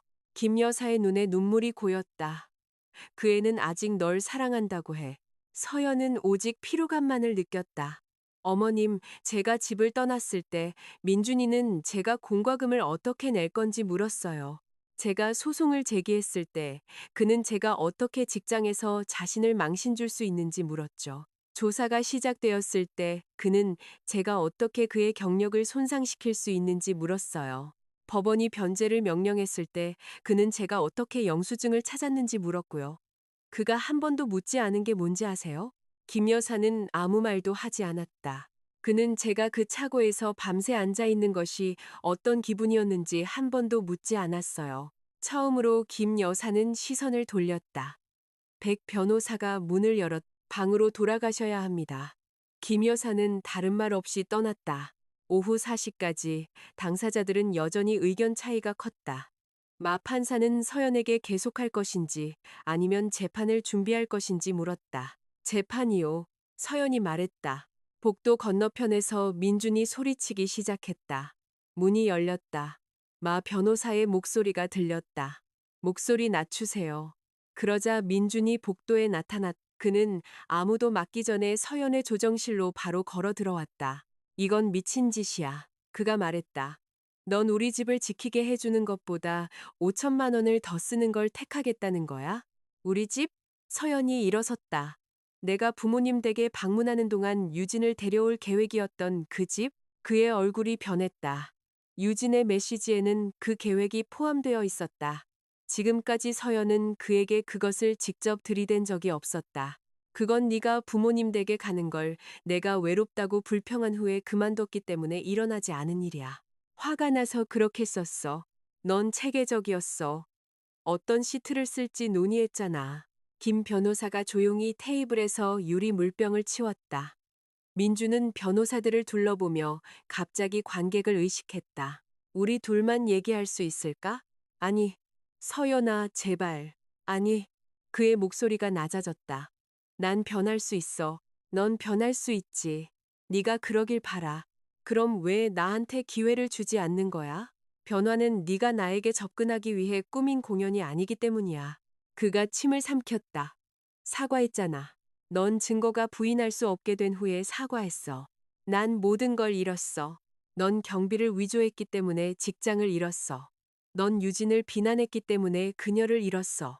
넌 이 결혼을 배신하고 거짓말했기 때문에 잃어가고 있는 거야. 그것들은 별개의 결과야. 민준아, 나를 그 모든 것의 관리자로 만들지 마. 그의 눈이 붉어졌다. 우리는 함께 자랐어. 나도 자랐어. 넌 그냥 알아채지 못했을 뿐이야. 보안 요원이 문에 도착했다. 마 변호사가 민준의 어깨에 손을 얹고 그를 밖으로 안내했다. 10분 후 새로운 제안이 도착했다. 서연은 순자산의 53%, 입증된 모든 불륜 비용을 민준의 몫에서 변제받고 그녀의 전체 개인 저축, 혼인 기간 중 증가한 연금의 절반, 그리고 변호사 비용에 대한 일부 기여를 받게 될 것이었다. 민준은 60일 이내에 재용자를 받으면 집을 유지할 수 있었다. 만약 그럴 수 없다면 집은 팔릴 것이었다. 당사자들은 사적으로 이혼을 해결했으며 서로의 안녕을 기원한다는 말 외에는 어떠한 공개적인 성명도 없을 것이었다. 서연은 숫자를 연구했다. 백 변호사가 말했다. 위험과 비용이 덜 들면서 법원이 할 수 있는 것과 비슷해요. 거짓말은요? 불륜을 오해라고 부르는 표현은 없어요. 서연은 조정실 문에 있는 좁은 창문을 통해 밖을 보았다. 복도 건너편에서 민준이 머리를 감싸주고 앉아 있었다. 시어머니는 그의 옆에 앉아 있었지만 그를 만지지는 않았다. 수년 동안 서연은 연민을 항복과 혼동했다. 차이점은 그녀가 민준의 아픔에 신경 쓰는지 여부가 아니었다. 차이점은 그의 고통이 그녀가 필요하다고 알고 있는 것을 바꾸는지 여부였다. 수락하겠어요. 그녀가 말했다. 최종 판결은 법정 기간과 필수 서류 작성이 완료될 때까지 내려질 수 없었지만 조정으로 싸움은 해결되었다. 민주는 육시 직전에 서명했다. 서연은 백 변호사가 준 은색 펜을 사용했다. 그녀가 끝냈을 때 민준이 복도 끝에서 옷 가방에 든 파란 셔츠를 들고 나타났다. 그는 서연이 떠난 후 자신의 물건들 사이에서 그것을 발견했다. 태그를 그대로 뒀네. 그가 말했다. 내 것이 아니었으니까. 그는 셔츠를 내려다보았다. 유진이 골랐어. 알아. 난 네가 아무것도 알아채지 못하는 줄 알았어. 서연은 그를 거의 동정할 뻔했다. 난 모든 걸 알아챘어. 그녀가 말했다. 단지 그것이 실제보다 덜 의미하기를 계속 바랐을 뿐이야. 그는 더 가까이 다가왔다가 백 변호사가 서연 옆으로 움직이자 멈췄다. 미안해. 민준이 말했다. 목소리는 조용했다. 변명도 요구도 설명도 뒤따르지 않았다. 서연은 그 버전의 사과를 몇 달 동안 기다렸다. 아마도 몇 년 동안. 그것은 아무것도 살 수 없게 된 후에 도착했다. 네가 미안해한다고 믿어. 그녀가 말했다. 그의 얼굴에 갑작스러운 희망이 떠올랐다. 그렇다고 내가 돌아간다는 뜻은 아니야. 희망이 사라졌다. 서연은 그를 지나쳐 엘리베이터 쪽으로 걸어갔다. 서연아. 그녀가 어깨 너머로 돌아보았다. 우리 이제 어떻게 되는 거야? 그가 물었다. 엘리베이터 문이 열렸다. 넌 내 삶에 책임지게 되는 거고, 그녀가 말했다. 난 내 삶에 책임지게 되는 거지. 문이 그들 사이에 닫혔다. 제7장. 그녀 자신의 이름. 판결은 4월 말에 내려졌다. 극적인 마지막 재판도 도덕적 승리를 선언하는 판사도 민준의 죄가 낭독되는 동안 숨을 죽이는 법정 방청객도 없었다. 법은 배경음악을 제공하기 위해 존재하지 않았다. 법은 당사자들의 서명된 합의서를 받아들이고 숙려 기간이 지났음을 확인하고 거의 자비롭게 느껴질 정도로 평범한 언어로 혼인을 해소했다. 서기는 오전 10시 38분에 서류에 도장을 찍었다. 서연은 10시 39분에 독신이 되었다. 어머니는 법정 밖에서 보온병에 담긴 닭죽과 수제 약과가 담긴 플라스틱 통 2개를 들고 기다리고 계셨다. 이 여사님은 모든 주요 인생 행사에 탄수화물이 필요하다고 믿었다. 졸업, 장례식, 독감, 그리고 이혼 모두 같은 대우를 받았다. 다 끝났니? 이 여사님이 물었다. 끝났어요. 어머니가 팔을 벌렸다. 서연은 그 품에 안기며 마침내 사람들이 짐이 벗겨졌을 때 왜 우는지 이해했다. 안도감이 나오는 길에 무게를 더했다. 아버지는 몇 걸음 떨어진 곳에서 배심원 제도에 대한 게시판을 유심히 보는 척하고 계셨다. 서연이 그를 껴안자 그는 그녀의 등을 두 번 두드리고 말했다. 난 그 녀석 수염이 마음에 안 들었어. 아빠, 민준이는 수염 없었어요. 그러니까 줏대가 없잖아. 서연은 아버지 어깨에 기대어 웃었다. 민준은 판결 선고에 참석하지 않았다. 그의 변호사가 최종 서류를 제출했다. 그는 인천의 작은 물류회사에서 새로운 직책을 확보했고 더 이상 임원이 아니었으며 타운하우스를 재융자할 수 없었다.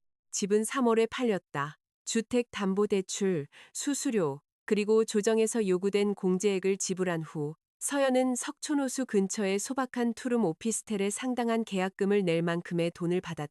오피스텔은 웅장하지 않았다. 주방에는 라미네이트 카운터가 있었고 두 번째 방에는 책상과 좁은 책장이 겨우 들어갔다. 위층 이웃은 매주 일요일 아침 7시에 종교적인 헌신으로 진공 청소기를 돌렸다. 서연은 모든 구석구석을 사랑했다. 그녀는 사무공간 벽을 옅은 회색으로 칠하고 코르크보드로 덮었다. 그녀는 타임라인, 사건 메모, 변호사 자격증, 그리고 변호사 선서식 사진을 핀으로 고정했다. 창턱에는 아버지가 만든 깨진 세라믹 그릇을 놓았다. 그 안에는 클립이 담겨 있었다.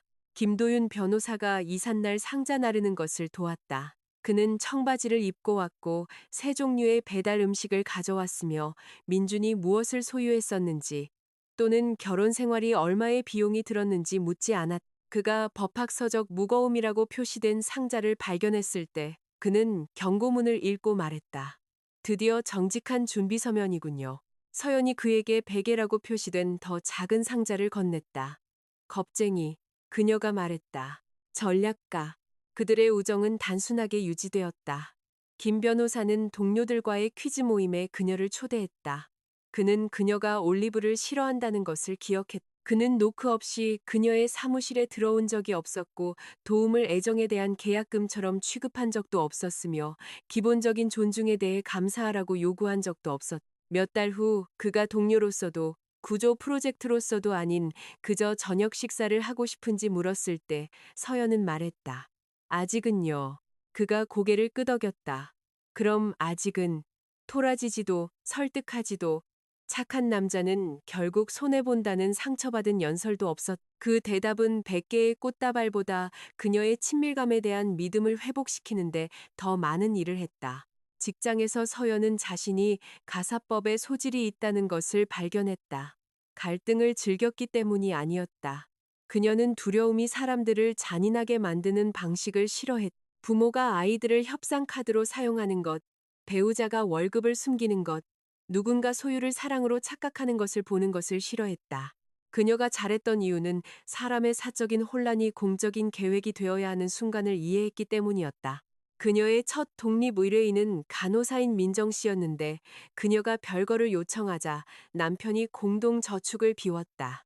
서연은 이체를 추적하고 추가적인 재산 은닉에 대한 임시 가처분을 얻어냈으며 임대료와 양육비를 위한 긴급 자금 접근을 협상했다. 민정 씨가 명령서를 받았을 때 그녀는 회의 테이블 너머로 서연의 손을 잡았다. 장을 볼 수 있게 됐어요. 그녀가 속삭였다.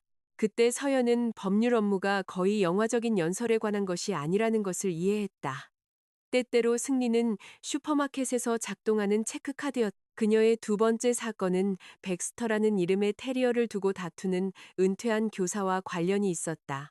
남편은 입양비를 지불했기 때문에 개가 특유재산이라고 주장했. 서연은 동물병원 기록, 미용 영수증, 사진, 그리고 남편이 한때 백스터를 털 달린 세금 감사라고 불렀다고 증언한 패시터를 제출했다. 판사는 개를 서연의 의뢰인에게 주었다. 백 변호사는 서연의 사무실 문에 작은 금색 스티커를 붙였다. 백스터 대 헛소리, 착한 아이를 위한 변호인. 삶은 상처를 지우기보다는 그 주위에서 자라났다. 서연은 버림받았다는 느낌 없이 혼자 요리하는 법을 그녀는 민준이 유치하다고 불렀을 밝은 노란색 접시를 샀다. 그녀는 토요일 등산 모임에 가입하여 가파른 길을 싫어하지만 낯선 사람들과 그것에 대해 불평하는 것을 좋아한다는 것을 발견했다. 그녀는 부모님을 더 자주 방문했다. 그녀는 침대에서 대각선으로 잤다. 그녀는 또한 실수를 했다. 한 번은 호텔 밤의 기념일을 생각하지 않기 위해 주말 동안 30시간을 일했다. 백 변호사가 알아채고 그녀를 집으로 보냈다. 업무 시간만으로 건강한 삶을 만들 수는 없어요. 백 변호사가 말했다. 그거 반자본주의 선전처럼 들리는데요. 파트너급 지혜예요. 가서 장이나 봐요. 서연은 그렇게 했다. 그녀는 딸기, 파스타, 그리고 2주 안에 거의 죽일 뻔한 작은 식물을 샀다. 유진의 이름이 한 번 더 나타났다. 유진이 별도의 합의에 따라 부부 공동 재산에 변제하기로 동의한 선물 및 여행 경비의 일부에 대한 자기압수표를 동봉한 등기우편이 법무법인 킨에 도착했다. 동봉된 메모는 간결했다. 재건 중이에요. 당신도 그러길 바라요. 제가 한 역할에 대해 미안해요. 서연은 변호사를 통해 수표를 입금했다. 그녀는 메모를 하루 동안 보관했다가 파쇄했다. 용서는 그녀가 배웠듯이 항상 보존을 필요로 하지는 않았다. 시어머니가 7월에 전화했다. 서연은 거의 받지 않을 뻔했지만 호기심이 이겼다. 김 여사의 목소리는 이전보다 작게 들렸다. 민준이가 우리 집에 두고 간 상자에서 네 물건들을 좀 찾았어. 사진들, 요리책, 네 할머니 식탁보. 그 식탁보는 제 거예요. 알아. 우편으로 보내줄 수 있어. 감사합니다. 긴 침묵이 뒤따랐다. 그러고 나서 김 여사가 말했다. 내가 너한테 사과해야 할 게 있어. 서연은 기다렸다. 내 아들이 한 짓을 인정하는 것보다 널 비난하는 게 더 쉬웠기 때문에 그랬어. 그리고 만약 네가 떠날 수 있다면 어쩌면 내가 견뎌냈던 것들 중 일부는 내가 스스로에게 말했던 것만큼 필요하지 않았을지도 모른다는 생각 때문이었지. 그 정직함이 서연을 놀라게 했다. 어머님이 그것들을 견뎌내셨다니 유감이에요. 그녀가 말했다. 내가 널 보호했어야 했는데. 네. 김 여사가 떨리는 숨을 내쉬었다. 넌 괜찮다고 말하지 않을 거구나. 아니요. 하지만 어머님이 말씀하셨다는 건 받아들여요. 그거 참 변호사 같네. 심리치료보다 싸잖아요. 간신히. 김 여사가 한번 부드럽게 웃었다. 식탁보는 일주일 후에 세탁되고 접혀서 도착했다. 서연은 그것을 서랍에 넣었다. 그녀는 그것을 전시하지 않았지만 버리지도 이혼 1년 후 카타노스는 계약 관련 규정 준수 문제로 하트웰과 합의했다. 민주는 형사 고발되지 않았지만 부당하게 변제된 경비를 상환하고 카타노스의 임원으로 재직하는 것을 제안하는 합의서에 서명했다. 그의 직업적 명성은 느리고 불완전하게 회복되었다. 그것이 그의 결과였다. 번개도 마법적인 파멸도 아니었다. 더 작은 직함, 더 적게 열리는 문, 그리고 자신의 서명이 자신 주위에 벽을 쌓았다는 지식. 서연은 공동의 친구들을 통해 그가 잠시 연애를 했고 현대 여성들이 너무 거래적이라고 불평했으며 한 번은 누군가에게 진짜 가정이 그립다고 말했다는 소식을 들었다. 그녀는 그 이야기에 답하지 않았다. 가정은 진짜였다. 그는 단지 그것을 유지하는 사람을 가구의 일부로 착각했을 뿐이었다. 그해 가을 서연은 판결 이후 처음으로 민준을 보았다. 법무법인 퀸이 시내 호텔에서 법률 구조기금 모금 행사를 후원했다. 호텔 연회장으로 돌아오는 아이러니는 그녀를 피해가지 않았지만 이곳에는 300명의 변호사, 2개의 무언 경매 테이블, 그리고 백 변호사의 적극적인 감시 아래 있는 디저트 전시가 있었다. 서연은 첫 보너스로 산 짙은 녹색 드레스를 입었다. 주머니가 있어서 시어머니가 그녀를 위해 골라줬던 모든 비싼 드레스보다 우월했다. 그녀가 비영리 단체이사와 이야기하고 있을 때 익숙한 목소리 주위로 방 안의 분위기가 바뀌었다. 민준이 바 근처에 서 있었다. 그는 충분히 좋아 보였고 더 마르고 더 조심스러워졌으며 눈가가 나이 들어 보였다. 서연이 모르는 여자가 그의 옆에 서 있었지만 그들 사이의 거리는 친밀하기보다는 정중했다. 그가 서연을 알아챘을 때 그의 표정은 놀라움, 후회, 그리고 어쩌면 자부심이었을지도 모르는 감정을 거쳐 움직였다. 그는 비영리 단체 이사가 떠난 후에야 다가왔다. 좋아 보이네. 그가 말했다. 너도 민정 씨 사건에 대해 들었어. 서연은 최근에 스타워즈 행성 이름으로 명명된 암호화폐 지갑 모음을 통해 부부 공동 수입을 숨기려 한 남편에 대해 제재를 받아냈다. 판사의 서면 판결은 피고의 타투인 계정을 언급하여 그 남자의 부정직함이 검색 가능한 공공기록에 영원히 살아남도록 했다. 의뢰인에게 좋은 사건이었지. 서연이 말했다. 넌 항상 퍼즐을 좋아했잖아. 난 유용한 것을 좋아했어. 한동안 그 둘을 혼동했지. 민주는 항의 없이 그것을 받아들였다. 상담 시작했어. 잘했네. 네가 너무 늦었다고 말할 줄 알았어. 우리에겐 너무 늦었지. 너에겐 너무 늦지 않았어. 그는 무언 경매 전시 쪽을 보았다. 어머니가 사과했다고 들었어. 그러셨어. 나한테도 사과하셨어. 체면을 지키는 것이 해를 복구하는 것보다 더 중요하다고 가르친 것에 대해서 힘들었겠네. 그래서 그는 두 손을 주머니에 넣었다. 난 네가 나를 더 이상 사랑하지 않아서 떠났다고 생각했었어.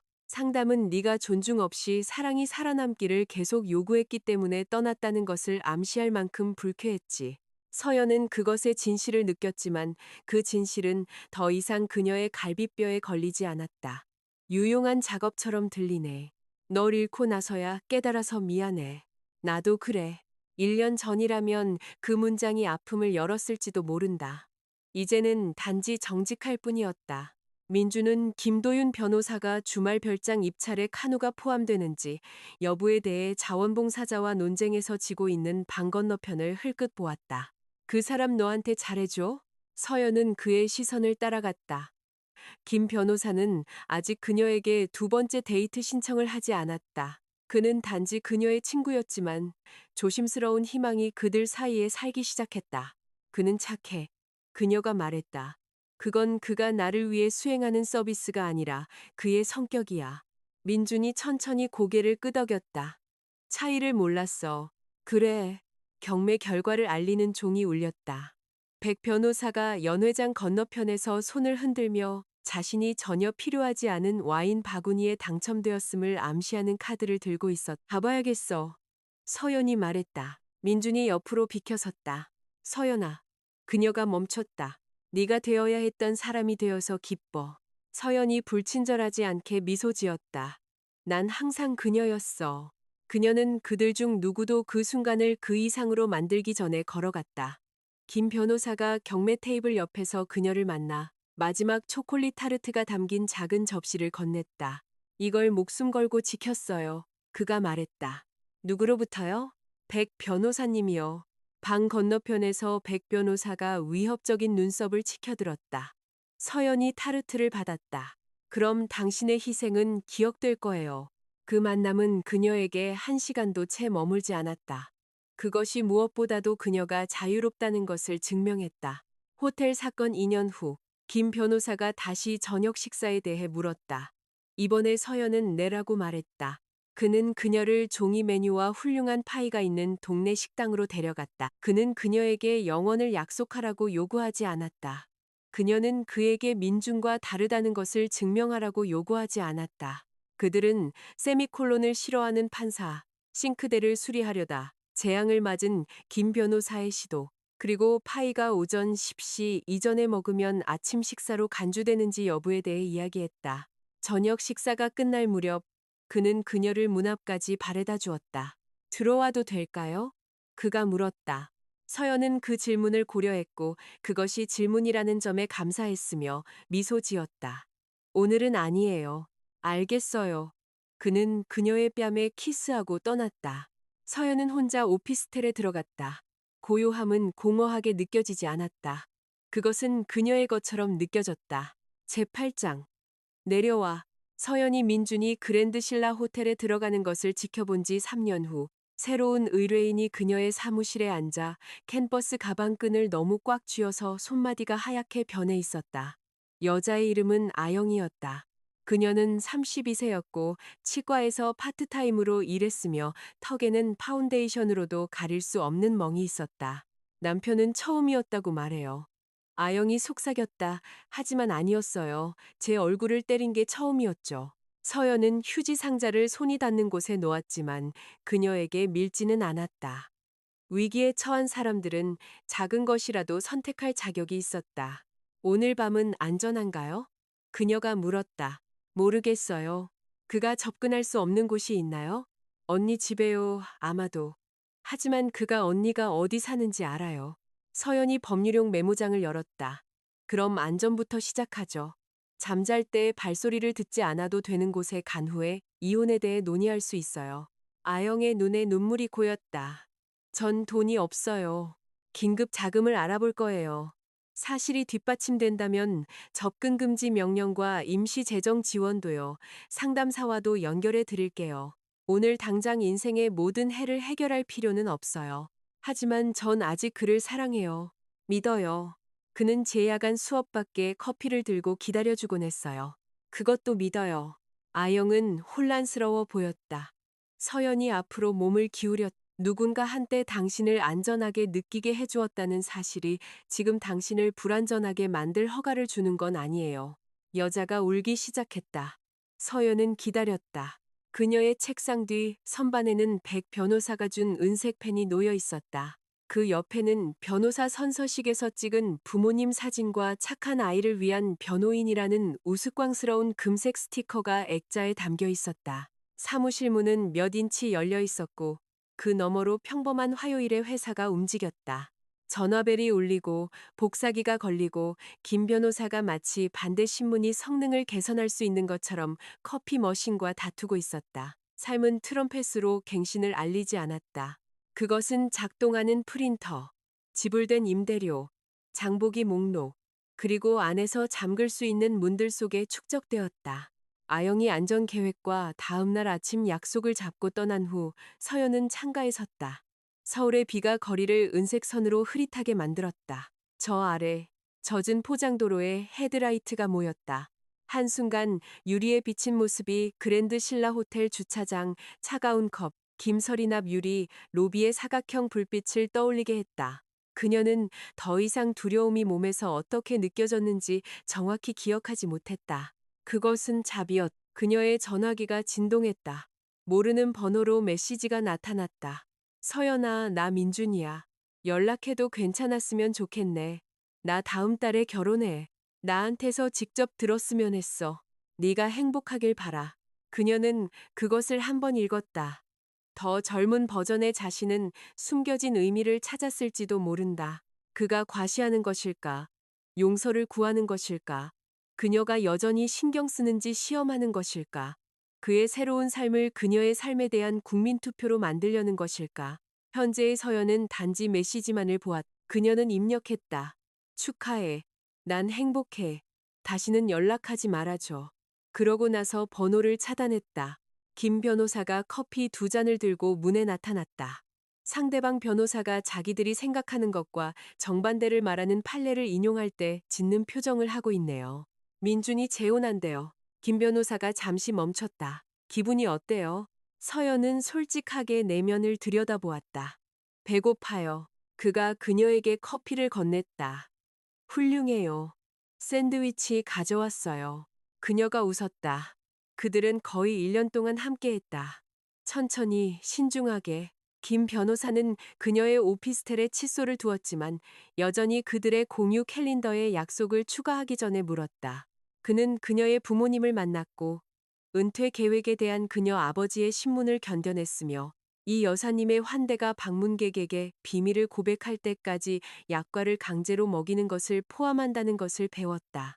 서연은 그를 사랑했다. 그녀는 또한 그 없이도 살 수 있다는 것을 알았다. 그 지식은 사랑을 작게 만들지 않았다. 그것은 사랑을 자발적인 것으로 만들었다. 점심시간에 백 변호사는 파트너들이 서연이 회사에 새로운 경제적 학대 및 복합 재산 실무 그룹을 이끌기를 원한다고 발표했다. 당신은 사람들이 존재하지 않는다고 주장하는 돈을 찾는 재능이 있어요. 백 변호사가 말했다. 결혼 트라우마에서 배웠지만 시장성 있게 만들었죠. 김 변호사가 말했다. 백 변호사가 그에게 포크를 겨누었다. 그건 브로셔에 들어가지 않을 거예요. 승진은 더 큰 사무실, 급여 인상, 그리고 사무장 채용 권한과 함께 왔다. 서연은 회사가 재정적으로 통제적인 관계를 떠나는 의뢰인들을 위해 일정 수의 감액 수임 시간을 확보한다는 조건으로 수락했다. 백 변호사는 동의했다. 그날 저녁, 서연은 부모님과 김 변호사를 석촌호수 근처의 작은 식당에서 만났다. 아버지가 운전을 자원했지만 그 작은 샴페인 거품을 믿지 않았기 때문에 이 여사님은 서연의 승진을 탄산사이다로 축배했다. 늘 고집이 셌던 서연이를 위하여 아버지가 잔을 들며 말했다. 단지 더 나은 목표가 필요했을 뿐이지. 아빠, 칭찬이잖아요. 저녁 식사 후 그들은 호숫가를 따라 걸었다. 구름이 걷히고 맑은 하늘 아래 물이 짙은 파란색으로 남아 있었다. 조깅하는 사람들이 지나갔다. 빨간 코트를 입은 아이가 구체적으로 금지하는 표지판에도 불구하고 오리들에게 빵을 던졌다. 숙련된 범죄자인 오리들은 증거를 받아들였다. 서연의 어머니가 그녀와 팔짱을 꼈다. 후회한 적 있니? 이 여사님이 조용히 물었다. 이혼, 그 모든 것, 차고에서 기다린 거, 법정까지 간 거, 다시 시작한 거. 서연은 물에서 솟아오르는 한 쌍의 흰새를 보았다. 차고에 가기 전 11개월을 기다린 걸 후회해요. 그녀가 말했다. 불편함이 사랑받는 대가라고 믿었던 횟수를 후회해요. 하지만 떠난 거요? 아니요. 이 여사님이 그녀의 팔을 꽉 쥐었다. 나중에 오피스텔로 돌아와서 서연은 김 변호사가 안에서 설거지하는 동안 발코니에 서 있었다. 도시의 불빛이 젖은 거리에 흩어져 있었다. 어딘가에서 사이렌 소리가 울렸다가 사라졌다. 난간의 로즈메리 화분은 서연의 불규칙한 보살핌에도 불구하고 겨울을 살아남았다. 김 변호사가 발코니 문을 열었다. 얼어 죽겠어요. 생각 중이에요. 위험한 취미죠. 그는 그녀의 어깨에 담요를 둘러주었지만 안으로 끌어당기지는 않았다. 서연이 난간에 기댔다. 3년 전 난 진실을 마주하면 내 인생이 끝날까봐 두려워서 밤새 차 안에 앉아 있었어요. 김 변호사가 그녀 옆에 섰다. 끝났나요? 네. 그가 그녀를 향해 돌아섰다. 내가 사라졌던 인생은요. 그녀는 열린 문을 통해 부엌의 노란 접시들, 테이블에 쌓인 사건 파일들, 아버지의 삐뚤어진 세라믹 그릇, 그리고 자기 것을 대체하지 않고 나란히 걸려있는 김 변호사의 코트를 보았다. 그것이 핵심이었다. 그가 그녀의 손을 잡았다. 서연은 새벽에 보냈던 문자를 생각했다. 내려와. 이혼이야. 한때 절벽처럼 느껴졌던 5글자는 문이 되어 있었다. 다음 날 아침 그녀는 8시 전에 회사에 도착했다. 아영은 이미 언니와 함께 대기실에 있었다. 그녀의 발치에는 작은 여행 가방이 놓여 있었다. 얼굴의 멍은 더 짙어 보였지만 어깨는 더 곧았다. 떠났어요. 아영이 말했다. 서연은 책상 뒤가 아니라 그녀 옆에 앉았다. 잘했어요. 가장 먼저 뭐가 필요해요? 아영은 가방을 보고 그러고 나서 서연을 보았다. 제가 이걸 할 수 있다는 걸 알아야 해요. 서연은 얼어붙는 주차장, 화면에 빛나는 남편의 모습, 그리고 보내기를 누르기 전에 자신이었던 여자를 기억했다. 두려움 없이 느껴야 할 필요는 없어요. 그녀가 말했다. 단지 다음에 안전한 발걸음을 내디디면 돼요.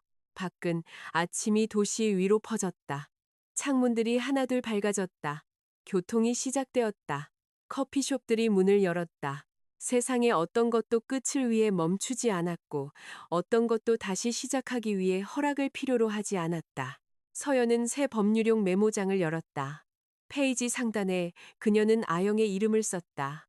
아내도 피해자도 아닌 그녀의 이름. 그러고 나서 서연은 은색 펜의 뚜껑을 열고 시작했다.